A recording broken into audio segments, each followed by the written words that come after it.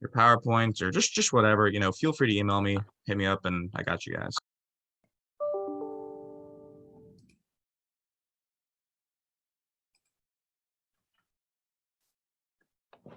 Good morning, Campbell. Hey, good morning. How you doing today? I'm doing great. How are you guys? Awesome. Hey, we're having a party and we're doing a lot better now that you're here. So I think I recall your face from Tuesday's class, right, Claude? Yes, sir. I came in a little bit late on Tuesday, but alongside with Laura, we're two of the mentors and sort of leaders for Scott Kelly's class. So Got it. Hi, good morning. Good morning. yeah, but we're just here to foster some great conversation and have a good time, Good. So, Well, I thought I would brand the Campbell name this morning in the honor of those fighting Campbells, right? Yes, sir. Yes, sir. Welcome back. We're very glad to have you, like I said again. I'm sure I know we've got a couple questions for you to pick your mind. If you'd like to go ahead and sort of start off, tell us what you're all about, tell the class, just what exactly you do, what you did, how you got to this point, we'd be happy to pick your mind. Gotcha. Well, happy to. Are you recording this by chance? Your professor mentioned It looks like Mr. Professor Kelly is, yeah. Excellent. Yeah, so guys, I graduated from Campbell in '85. So don't hold that against me. I feel a lot younger than maybe that may represent. But right out of college, I got into the insurance business, which really cut my teeth on the sales industry and some really good training. But those 2 years of doing that prompted the next notch in the belt for me, which launched me into the advertising and marketing world. And so I went to Campbell with the thinking that I would be a banker one day. So my degree I got a BBA with a minor in trust management. And Campbell, based on what I knew at that time, was one of the only schools that, if not the only school, that offered trust management as a curriculum. Well, anyway, that's the first key learning there, is that even though you set out to do something in your college years, I'm nowhere near being in the banking business like I thought that I would. So I got into the advertising and marketing world in '87 and was hustling newspaper advertising for a pretty large newspaper operation in the Virginia Beach area of Virginia. Anybody from Virginia on the call, or from Virginia Beach specifically?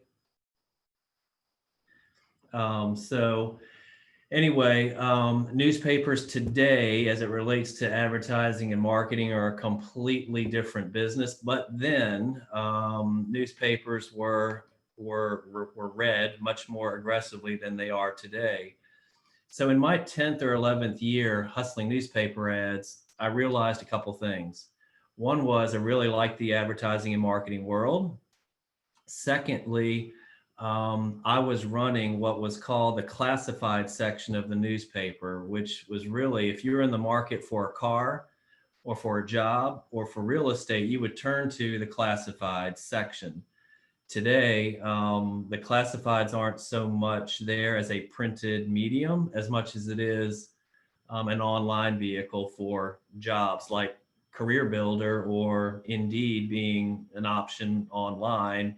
For cars, Autotrader.com being an example. And that's a great transition into my next move. So I was part of a group of 8 people, and this was all part of the corporate family of the media company that I was with, that launched Autotrader.com. So it is a story of being in the right place at the right time, but also it's a reflection of doing a decent job in those 10 years of hustling newspaper ads to elevate to even be considered for that role. So that was my first adventure into the startup world. So in the late 90s, so now we're in 97, 98, launching Autotrader.com. The 8 of us turned into 1,500 of us, turned that into a profitable business.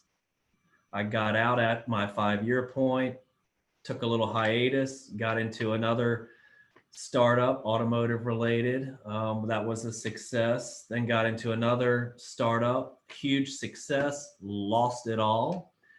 But in the meantime of all of this, I had started a company called AdImpact.Marketing, which was there as a rainy day project. It was there for anything that professionally I would run into that was not automotive focused. And so fast forward to today, I'm running AdImpact.Marketing as a fractional CMO services business, chief marketing officer business. That enables me to utilize all the key learnings in the car business and apply them to really any business that's out there, because car dealers are known for their aggressiveness in marketing and advertising. There's nothing that the typical car dealer, who is very entrepreneurial, that's very forward thinking, that doesn't mind taking a risk, and they don't try. And so they're willing to spend a little bit of money. And so everything that a car dealer does marketing wise, traditionally and digitally, is so transferable to any business out there. So today, AdImpact.Marketing is a business that does not work with car dealers whatsoever. I made a personal strategic decision to wash myself clean of the auto industry, got what I needed out of all of that. And I also started and founded a nonprofit organization about 15 years ago, which really is my passion. So that's my story. Thanks for letting me share, Cloud. Laura.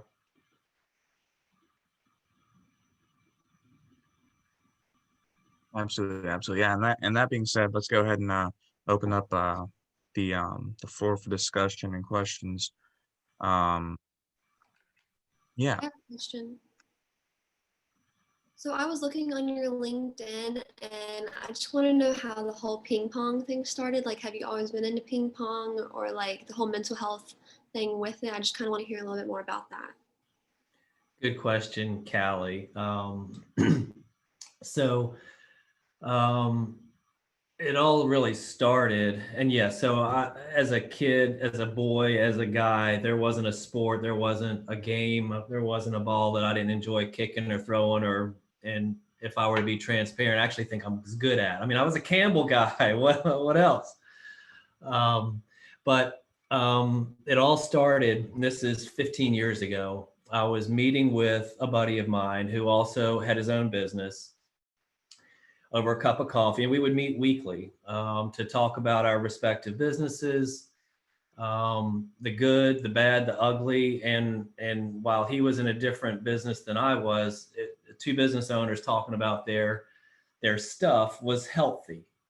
And there was there was a spiritual tone to those weekly meetings. And so he asked me a question one morning, which was, what do you do professionally to give back? And I'm watering that down. The real question was, Ken, what do you do professionally to glorify God? And just as I'm pausing now is how I paused when that question was asked 15 years ago. And so I bumbled my way through an answer, was not happy with my answer. And at that time, as you may have picked up on, my whole world professionally was really the auto industry. So I'm thinking, okay, I help car dealers sell cars using the internet. Maybe they give philanthropically. Maybe they go to church and they tithe. Maybe this. And so I walked away thinking, that's not good for me. That's not good. If I look at my day, typically professionally, and I spill out 80 to 90% of my day in my job, in my career, and I can't answer that question, I need to find an answer. So one thing led to another, and I kind of found what my gifts were, and recognized that most nonprofits, when they raise awareness, when they raise funding for their particular cause, they'll do it through a sporting event, mainly golf tournaments. Mainly it's a 5K, or maybe it's a walk. So two questions were formed. And so I'll participate with you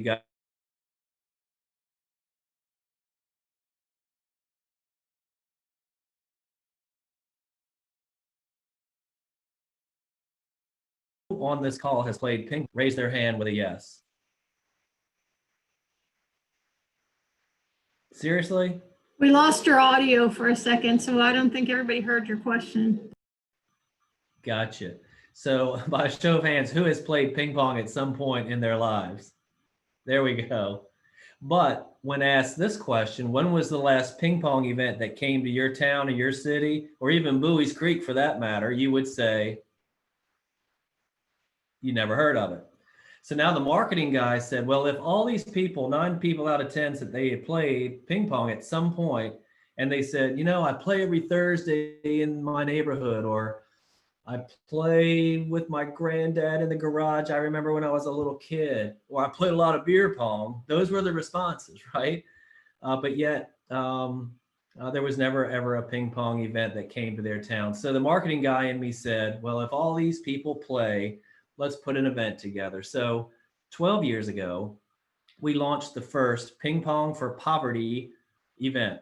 12 scratch and dent ping pong tables in a church gymnasium. We had 60 some people play in it, guys and girls, all skill levels. We raised $10,000, had $5,000 in expenses, and the organization, PIN Ministry, People in Need Ministry, which I was on the board of at the time, helping the homeless down at the oceanfront of Virginia Beach.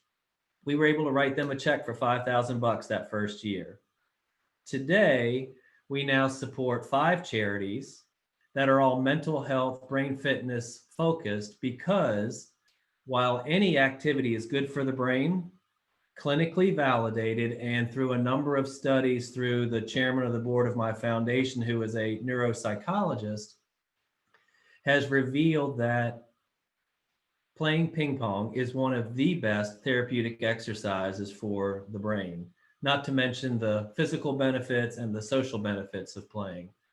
So today, our events pre-COVID enabled us to write checks back now to 5 charity partners, to include organizations like Parkinson's, Alzheimer's, etc. And we're integrating table tennis programs we're in, I want to say 25 or 26 retirement communities now, another 15 or 16 schools with the table tennis sports and education program. And the coolest story, our poster child of retirement communities is made up of 40 residents who are 85 and older. They now have 3 ping pong tables, 2 beer pong tables, water pong tables, and 40 residents that make up their WC Pongers Ping Pong Club. And they're competing with other retirement communities. So that's, you got me talking about that. I won't shut up. That's my passion. It's a good story. Good question. I have a question. So I'm interested in definitely like starting a nonprofit or something like that at some point in my life.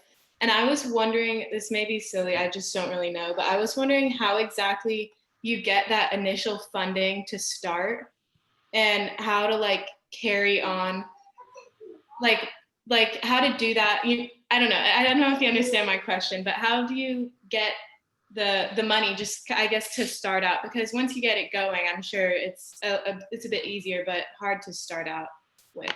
That's a very logical question and a good question. What's your name? Elise. Elise. Yeah, so for me, I was in that same boat. I had this passion of the sport of playing ping pong. I knew I wanted to do some good, but I also didn't want to take the personal risk, or did I have the dollars required, to form a 501c3 entity, which comes with, some legal need and there's some documentation. And so I did have, a few $1,000s to put into it just to start. But once the legal stuff and the actual forming of the entity took place, it was really through the events that enabled us to ask for dollars, for sponsors, and for, we had a kickoff party that enabled us to sell tickets. That party enabled us to have a silent auction that helped raise proceeds. So the answer becomes have a little bit of a seed money just to get things started, but have a group of people that you can network with, that maybe somebody could just pick up the phone and call the local bank and they become a sponsor, or the local car dealer, they can become a sponsor. So don't feel like you got to do it on your own. It's that network of people that you can handpick that can have that same passion about what you're wanting to do with your nonprofit, to run alongside with you and volunteer and sing your same cheerleading message. Thank you. That's very helpful and it makes sense.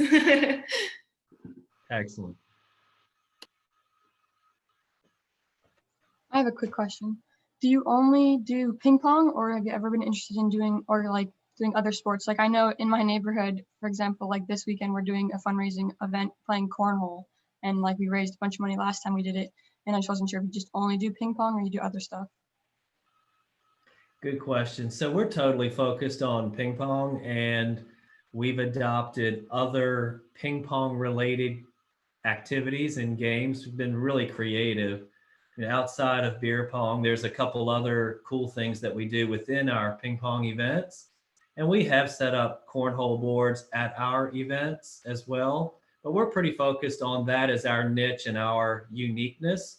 And for us, the real connection between the fun and the uniqueness of the game of ping pong, the sport of table tennis, is the connection with the brain fitness and mental health piece of it. So we really try to dial into that being our messaging. But there's so many cool ideas, Kylie, like that. It's cornhole and now pickleball and you name it. There's all kinds of cool ways to fundraise. Thank you. You're welcome. I have a question. So how did your friend respond to your initial answer when he asked you that question? And then two, now that you actually have some things in place, how is that conversation going? So he and I have lost touch a little bit. He's moved out of the area. We see each other on Facebook every now and then. As a matter of fact, his kid is considering Campbell versus ECU, I want to say, as we speak. And just this morning, I commented on why Campbell would be the best option. But anyway, so he was as befuddled by my response as I was in my response. But when I turned the table on him and asked the same question, he didn't have an answer either. So, so I can't tell you how many countless times that I've shared that story, but I share it from my perspective because for me, it meant something. For someone else, that question may not resonate. But I will say that having shared that story and shared the question that was asked, and that is, what do you do professionally to glorify God, has made many people really think about what they're doing professionally outside of what profession is intended to be, which is climb the corporate ladder, make a nice paycheck, buy a big house, drive a nice car. And I learned the hard way, while all that was very motivating for me, it's not the priority. It's not about the paycheck. It's not about the car and the house. And Campbell afforded me a good opportunity and a foundation to live a very comfortable lifestyle. But I shared this with the class on Tuesday. It's interesting now that if you were to ask, how do you get your business at AdImpact, the for-profit side of the business, I would share with you that close to 80% of my for-profit business comes directly from my work through my charity and people I meet, conversations I have, the networking within my nonprofit environment that leads to business opportunity. So again, I'm a slow learner. It took me a long time to figure all that out, but that's my story. That makes sense, and I like that because it's a challenge to everyone, and at the end of the day, if you don't do something like that, it I mean sure you'll make money, but at the end of the day, it's empty, and it doesn't really have much meaning, in my personal opinion, because there's so much more. You can go so much further, and it means so much more. And then also it's about a focus that's more than just you and inward, and it's outward. It's so much more. Um, yeah. Agreed. I have a question. I was looking at your LinkedIn and everything, and you've done a lot in marketing and stuff. Sorry, my phone went off. And you definitely seem to like have a career path that's similar to stuff I'm looking at and trying to decide what to do. And I have ideas about what I want to do, and I'm in my senior year now. And I don't know, I guess I was asked, like, what did you do in your senior, your last year of college? Like, what were you looking at, and how'd you end up where you were? Like, how'd you find out what you wanted to do? Oh man, you want the honest answer? I was absolutely clueless as a senior in college. Um, I'm a late bloomer, and thankfully I had a couple of roommates that were much more mature than I. But the light bulb did not go off for me. And Corey, it sounds like you've got some maturity in your mind that you're actually thinking about your business future from a standpoint of this is serious. I wasn't there for that. And so I don't have an answer for what I did in my senior year because I blew it. If I were to go back, I now share with my son, who's a senior at Virginia Tech, and my daughter graduated from Virginia Tech last year, how not to be in college. So that question is probably better suited for them to answer than for me to answer. But I would say that if I were to do it the right way, and if I were a senior and you were my kids, I would say that soak in this kind of stuff with people that are willing to share their story. Get an internship in an area that you feel like you want to do, even if it means not getting paid for it. Experience is everything. Be willing to work with the theory that you're going to have 3 or 4 or 5 different working experiences that are ultimately going to lead to what you're going to end up doing. But follow your passion and not a paycheck. Follow what you're going to enjoy doing. Today, I feel like I'm almost in and this is such a dumb word, this word retirement, because it doesn't exist. But I feel like I'm living a retired lifestyle, but I'm working. I mean, I'm totally motivated with my business and my charity. But if I were retired, I think I'd be doing this anyway, right? So find that passion at some point of what makes the heartbeat for what you want to do, because then everything else is secondary. But that's tough, dude. That's tough to tough to get there, because you got to pay the rent. You got a car payment. You might have a wife or a husband that could be very demanding. You got college educations, all that. Well, thank you. That was a great answer. That's a lot to think through. Yep. By the way, I'm always looking for ways to expand into other areas at AdImpact.Marketing and its business model, and bringing ping pong for charity to any city in the country. So if any of you have interest in talking about that, hit me up on LinkedIn or send me an email, either way.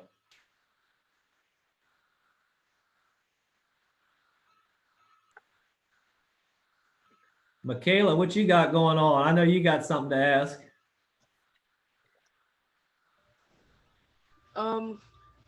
I think I want to get into marketing, but I have like no experience. So what what advice would you give somebody who's like trying to get into a field or a job and they have like no idea what that entails? So if I were to ask you, what do you enjoy spending your money on? Like, what would you go out and, if you went to the mall and went and bought something, what would you go buy? Clothes. Clothes. Okay. So you like clothes. Yeah. So go work for a retail operation. Go sell some tennis shoes, go sell some dresses, go find some clothing that you enjoy wearing or buying or giving away, and go work for them and understand what their marketing and their sales business is all about. Okay, thank you.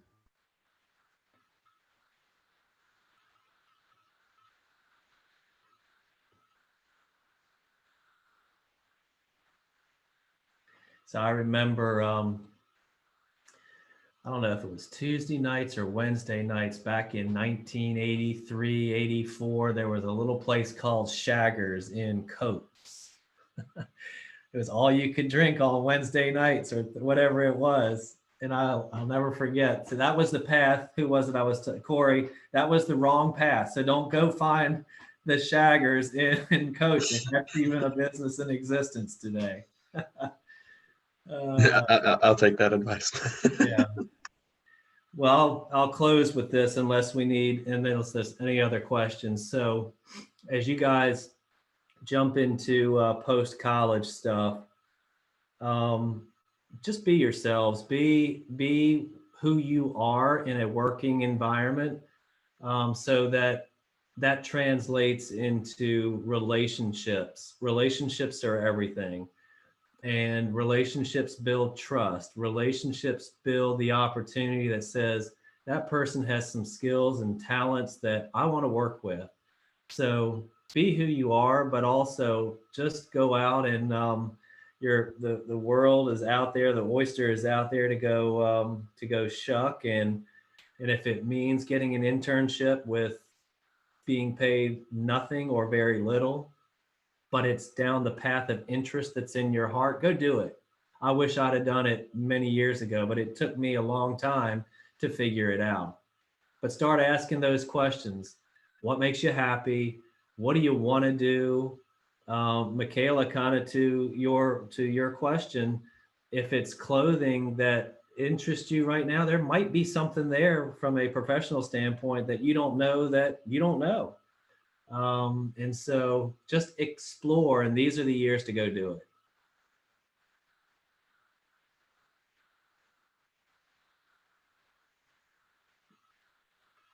Awesome. Does anyone else? Oh, go ahead.